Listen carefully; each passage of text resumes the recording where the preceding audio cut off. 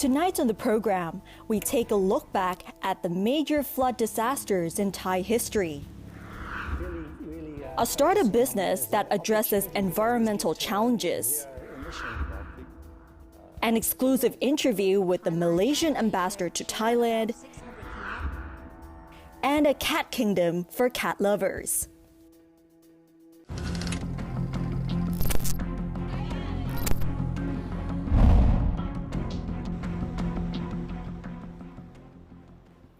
Swadika, I'm Nabunaga. Welcome to This Week with Thai PBS World. A few weeks ago, many provinces across Thailand, especially in the northeast, are underwater due to the tropical storm Tianmu that swept across the country, as well as the central provinces, including Bangkok, are also on high alert for possible flooding, as well as the water levels rising in the Chao Phraya River. But the big question is whether the history will repeat itself like the mega floods back in 2011. Today, we'll be taking a look back at the major flooding situations in Thai history. The first great floods recorded in Thai history was dated back in 1942, where many areas in Bangkok were under flood waters for up to 3 months. And people were seen rowing boats along many important venues across Bangkok, such as the Democracy Monument, Ratchadamnern Road, and the Grand Palace. And that was something completely unseen in those times. Thailand experienced another major flooding in 1983, where 2 tropical storms swept the country, which caused heavy rain to a point where dams and reservoirs were overloaded. Many people in the north, northeastern, and eastern regions were also affected by the floods. Bangkok as well and nearby provinces were also affected. Another major flood was dated back in 1994, where a tropical storm swept through Bangkok and nearby provinces. The heavy rainfall caused several major roads in Bangkok to be underwater, which led to huge traffic jams as well as electricity outages. And of course, we could never forget the 2011 mega floods, which is considered the worst floods in modern Thai history, as the total of 65 provinces across all regions in Thailand were affected. And the mega floods occurred because Thailand was directly hit by up to 5 storms, causing heavy rain and floods almost everywhere. And if we look at the economic impacts, the mega floods affected more than 4 million households and caused up to 1.4 trillion baht worth of damage. And at the same time, 600 people also died from the floods as well. Fast forward to now, the current flooding situation, which was caused by the Tianmu tropical storm, has affected 21 provinces so far, mostly in the north, northeastern, and some central provinces. Well, although this situation is worrying for many of the authorities, some of the experts believe that the mega floods like in 2011 won't revisit Thailand this year. This is because Thailand has been affected by only 1 storm so far, compared to 10 years ago, where the country was hit by up to 5 storms. Also, experts believe that there has been a big investment in improving the infrastructure to protect communities from flooding, including in Bangkok. And the infrastructure improvement includes the water management, flood walls, embankments, and canals. So we can say that Thailand, especially in Bangkok and other central provinces, are better equipped to protect themselves against the flooding, as they now have a stronger infrastructure designed to prevent the floods.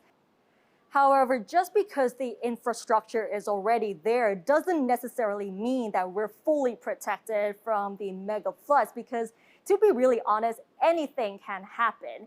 And with so many flood warnings as well as other warnings such as the water levels rising in the Chao Phraya River, Thai PBS World had a chance to talk to people in the communities living right next to Chao Phraya River, which is considered at risk of flooding almost all the time.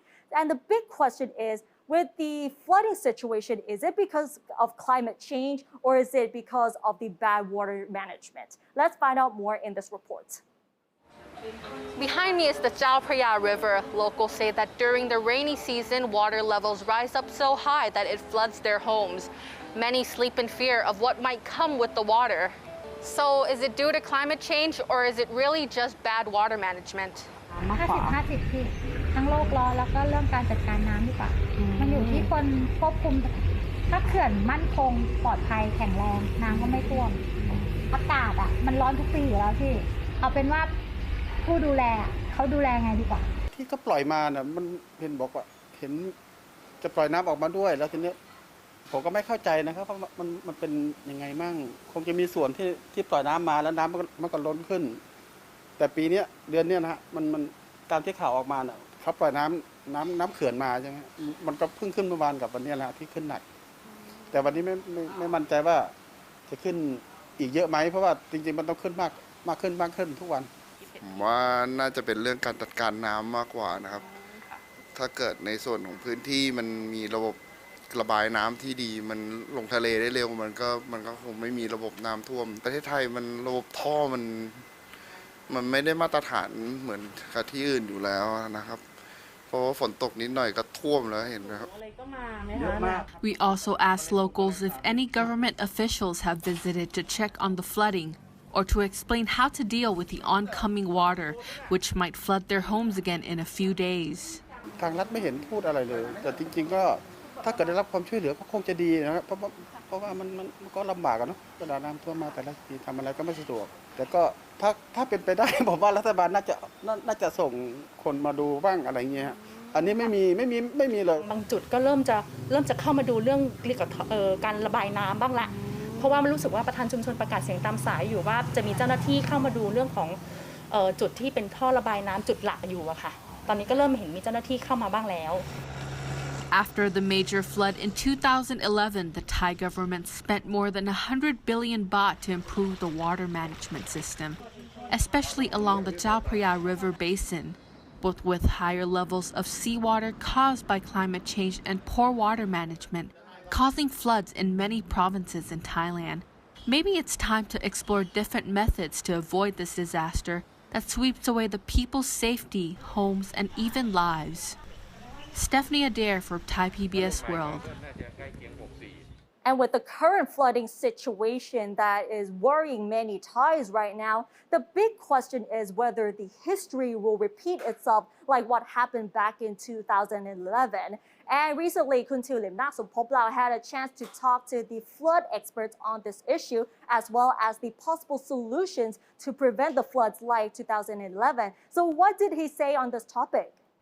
So we talked to the climate change expert, Dr. Seri Suparathit, about the real causes of the flooding in Thailand, why it's happened every year, and what can we do to prevent it. And he said that it's a combination of factors. It's climate change and also the bad water management, which he said that the poor management responsible for 50% of the damage. So he said that Thailand lacks regular flood risk assessments, which should be done every 1 or 2 years. We need to see what has changed since the last flood in terms of land use, whether it will affect the flood water, and on top of that, we have to decide on what flood cycle we will base the measures, whether it's the 10 years flood or the 100-year flood, so etc. Last 10 years, we have a lot of infrastructures or buildings in the rivers. We allow the many private sector or government sector that to construct many things in the rivers to replace the river. That means we have a small room for the river. It means even though the flood volume smaller than the 2011 year, it's still flood because of we have a less space of the river. This is the flood management. So the impact of climate change is something that we cannot escape. Dr. Seri said it is called the climate variable, which is the long-term average of variable patterns of weather in the region, such as La Nina or El Nino. And right now we are in the period of La Nina. We discussed the measures that Thailand could adopt to reduce the severity of impact. And Dr. Seri said that after the assessment, we need more monkey chicks, which are the designated area to hold excess water. So right now we have enough to handle about 1.5 billion cubic meters, but if there is a large volume of water, such as in year 2011, that was about 10 billion cubic meters, what we have is not enough. You have to negotiate first. If you go now, of course, all farmer don't allow you to put the water into their rice field because early 3 weeks they will get money. You have to negotiate before the flood that if the flood comes, I will use this for monkey cheek. The monkey cheek, the soil conditions is very good, full of many minerals. So they can grow very well for the rice. And then you have to look at the structural measures such as flood wall that we have to change it to make it more flexible. Hard concrete walls can fail under the weight of the flood water. We have to make room for the water. He suggests that earth dams or road along the river that can work as waterways, but those roads have to be very well made and compact to withstand the water. Monkey cheeks alone cannot solve the problem. He said that Thailand needs a mixed strategy, monkey cheek and diversion canal. Talking about diversion canals, the government actually has a mega project. They have a plan to build a diversion canal. Part of it will pass through the eastern part of Bangkok. Dr. Seri said that he does not totally disagree, but things could have done differently. I told them that try to find the monkey cheese first. I told them find monkey cheese because it may be cheaper than you construct the flood diversion. Now you have to review it. If you need to construct 3 diversion canal, if I can find the monkey cheese, you can construct only 1 or 2 instead of 3 canal. So Thailand's weak point is that we don't make assessments, and we have never estimated the impact of things that we built. And there will be areas such as the Pathum Thani, Ayutthaya, or Bangkok that water always pass through. So what we have to do is we have to find a way to live with it, not fighting it. Back to you, Nat. All right, thank you. And that's Kun Tulip Nasompoplau and her interview with the flood expert.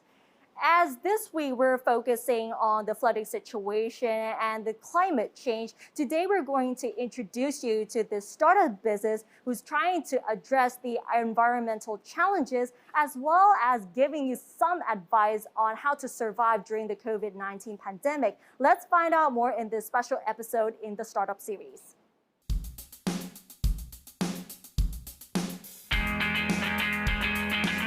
Founded just last year, Biovert Protein offers ways to treat agricultural wastewater and upcycle it into raw materials for industrial production using insect technology. Why wastewater? Well, in March 2020, the World Bank issued the report, Wastewater from Waste to Resource. In the report, it mentions that 80% of the world's wastewater is released into the environment without adequate treatment, and is an important resource that can be used to recover clean water, energy, nutrients, and other valuable resources. So at a time when 36% of the world's population lives in water-scarce regions, wastewater treatment for reuse is part of the solution to water scarcity and pollution problems. It really follows the Thailand direction in terms of the bio-circular green economy. We're really focusing on that as an opportunity because we see, especially with climate change, that there's the real growth path going forward to get to a net zero emission by 2050 to complete the loop on nutrient recovery. We're targeting to recover and remove those pollutants out of the water and then use nature to unlock the nutrients contained in the waste, where we are feeding that organic waste to thousands of black soldier fly insect worms to then upcycle them into what we call living fuel for high energy food made for fish, dogs and cats. With 2 full-time staff, the startup's model hasn't yet been launched, as the pandemic has delayed meetings that will put the prototype to the test. Mr. Hamilton has met with prospective clients, mainly small to medium-sized agricultural and aqua farm owners, with a goal to eventually reach corporates. So we're at a prototype stage, and it's now a case of hopefully coming out of this COVID lockdown situation to then go out and test our prototype and prove that it has product market fit. Having been in Thailand before, Mr. Hamilton, who originally comes from New Zealand, moved back here from the Philippines and is based in the resort town of Pattaya. Thailand offers a lot of benefits because of its location and the ability to connect to different parts of the world. And that's what we're really trying to do, get to a point where we can scale beyond Thailand to other regional countries close to Thailand, but also overseas. The good thing about Thailand is that they have systems in place that actually help entrepreneurs hopefully kickstart their business to the next level. Pandemic or not, the problem of climate change will be here to stay, and Mr. Hamilton is positive his business model is the answer to this inevitable global trend. We need to look at the bigger crisis that we know we're in, and that is the climate change that's coming. So right now, if we think about the next 10 years, 20, 30 years, the time to actually do something about the climate impact that we're feeling right now starts now. And so I would encourage more entrepreneurs with innovative ideas to enter the market now, because there's huge opportunity to capture carbon, to find ways to prevent greenhouse gas emissions that can actually not only improve the environment, but can be an economic solution for future businesses, for future opportunities. And I'm sure there's many coming. And right now is the cutting edge, to be able to look at innovation and find the key to actually unlock that innovation and then grow your business. Hatay Deshikitiranan reporting for Thai PBS World. And we have to admit that climate change is much closer than you think. And now let's have a look at the top stories in our weekly roundup. The COVID-19 vaccination site at Bang Sue Grand Station in Bangkok has announced that they will start providing AstraZeneca booster shots for those who are already vaccinated with 2 doses of Sinovac before July 31st. Registrations have opened since yesterday, Thursday, October 7th, through mobile phone providers, and the vaccinations will start from tomorrow, this Saturday, October 9th, until October 31st, every day from 9 a.m. to 5 p.m., free of charge. However, walk-in appointments are not available. The Thai Civil Court today dismissed a plea for restrictions on public gatherings to be lifted submitted by the Internet Law Reform Dialogue or ILAW and 2 Rasadon anti-establishment protesters. The court said that COVID-19 infections are still spreading despite the restrictions issued by the Prime Minister by virtue of the emergency decree and intended limit further impacts on the country's economy.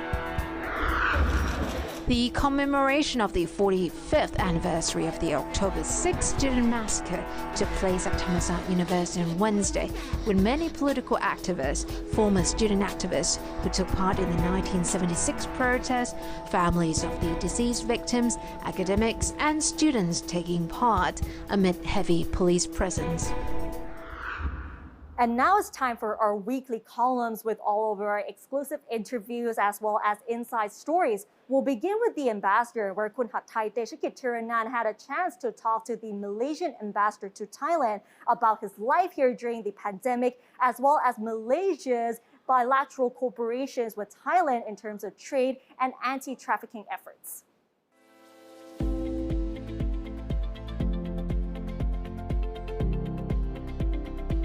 Having been posted to Thailand since the beginning of 2018, His Excellency Jojie Samuel hasn't been living so far from home in Malaysia and is looking to stay here for 3 more years until his retirement. I would like to travel to almost all the provinces of Thailand. There are some parts of Thailand that people have not ventured out, so the less travel that we want to go. Whenever I have free time during the weekend, I would like to go golfing.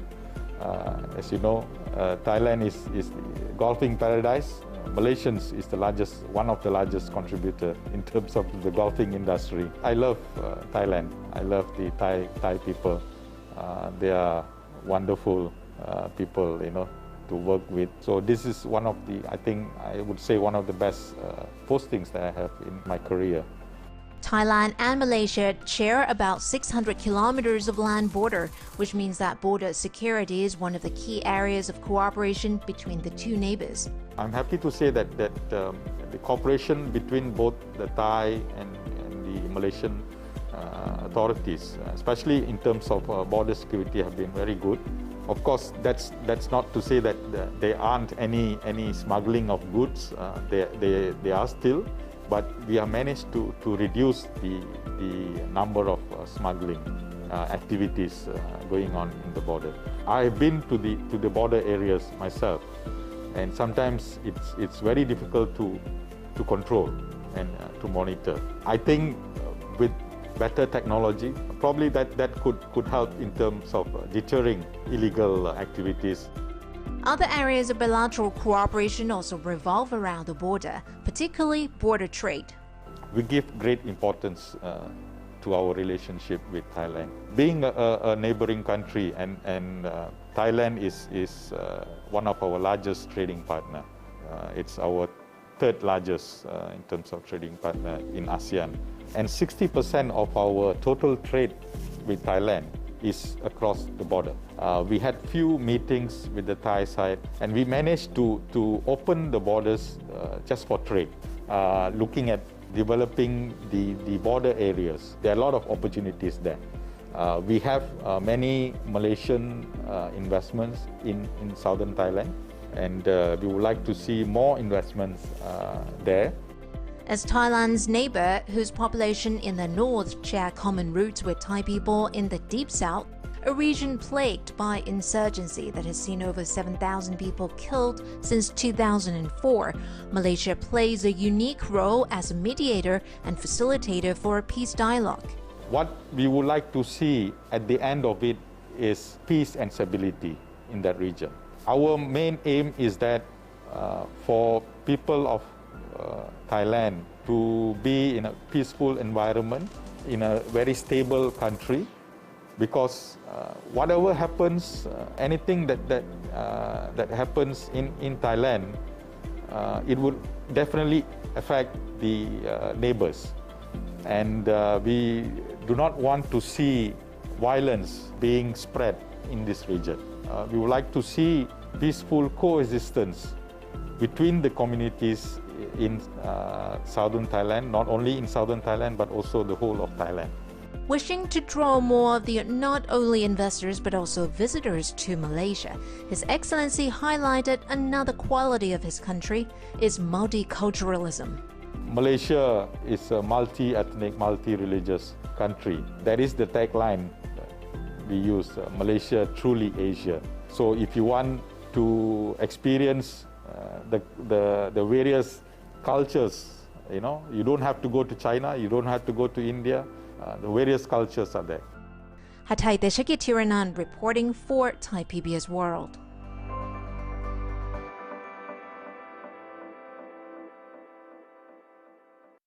Another column we have for you today is Walk-A-Tif, where Kun Kitipat Chunsukjit, also known as Tif, will be taking you to explore different places around Thailand. On this episode, if you're a cat lover, you'll definitely love this place because Tif will be taking you to this cat kingdom in Chiang Mai.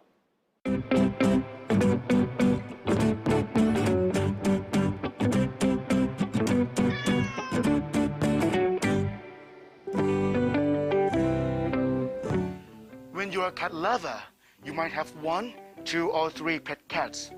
But what if you have to take care of more than 1,000? Would it change your feeling about them? I'm taking you to the cat kingdom in Chiang Mai, where more than 1,500 cats have been adopted, and they all live here together. I can tell you that this place handles this army of felines very well.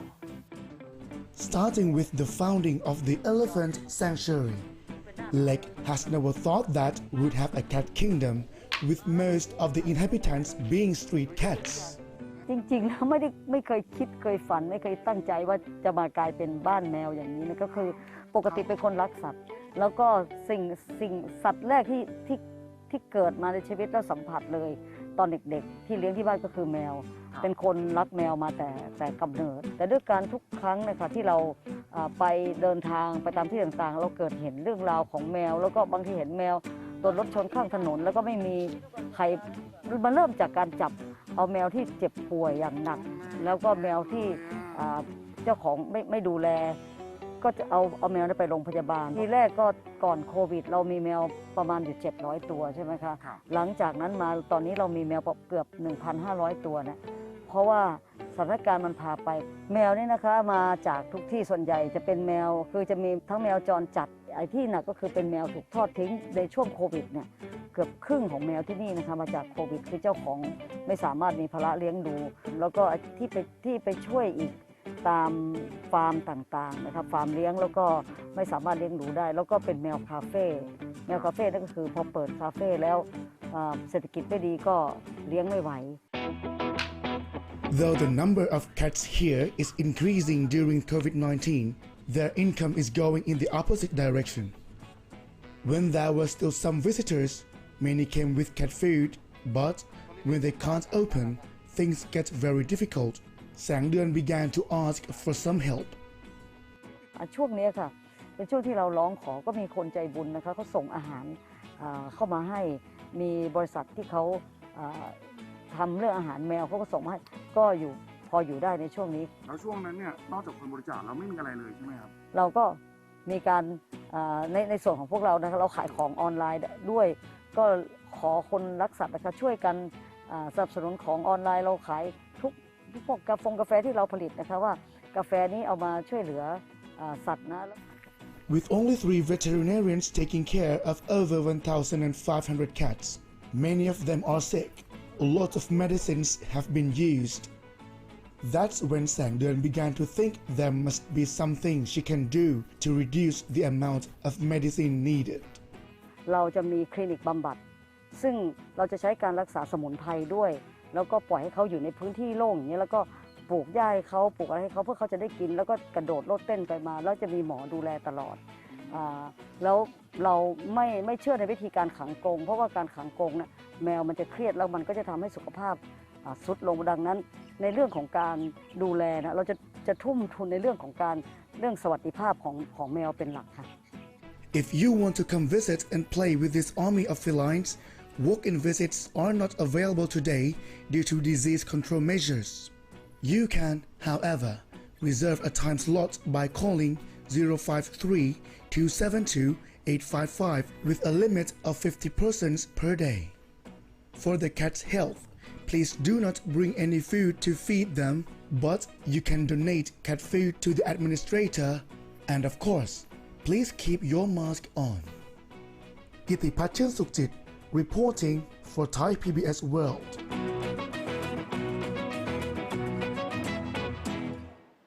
I wish I was there being surrounded by these kittens and cats in Chiang Mai. And I'm pretty sure that if you love cats, you will definitely love this cat kingdom in Chiang Mai as well. And that wraps up tonight's edition of This Week with Thai PBS World. Join us every Fridays at 11 p.m. only on Thai PBS. Don't forget to follow us on social media as well as our website, thaipbsworld.com, for all the latest updates about Thailand as well as analyses. And we'll be leaving you tonight with images of drowning pigs during the floods in Khon Kaen province. Thanks for watching, stay safe, and we'll see you next Friday. สวัสดีค่ะ